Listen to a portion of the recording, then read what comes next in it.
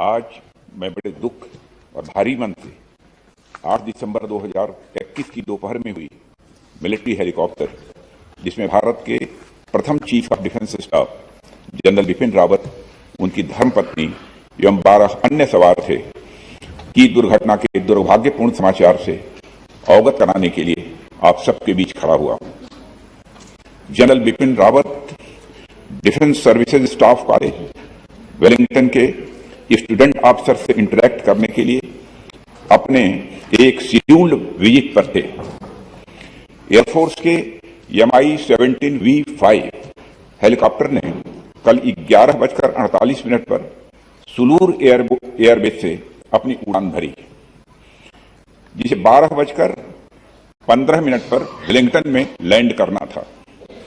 Sulur airbase के air traffic control ने लगभग 12:08 पर हेलीकॉप्टर से अपना कांटेक्ट खो दिया।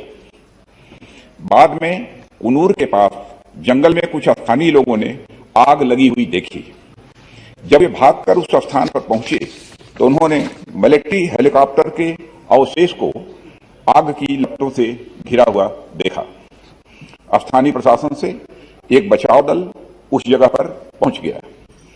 उन्होंने क्रैश साइट से सर्वाइवर्स को रिकवर करने का भी प्रयास किया। उस अवशेष से जितने भी लोगों को निकाला जा सका, उन सबको यथाशीघ्र वेलिंगटन के मिलिट्री हॉस्पिटल पहुंचाया गया।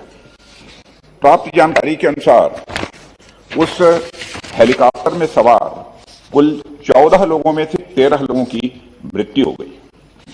जिन लोगों की दुर्भाग्यपूर्ण मौतें हुई, उनमें चीफ ऑफ डिफेंस स्टाफ और उनकी धर्मपत्नी श्रीमती मधुलिका रावत, उनके रक्षा सलाहकार brigadier Lakhwinder Singh leader, staff officer lieutenant colonel Harjinder Singh और एयर फोर्स हेलीकॉप्टर क्रू समेत आर्म्ड फोर्सेस के अन्य 9 लोग शामिल हैं।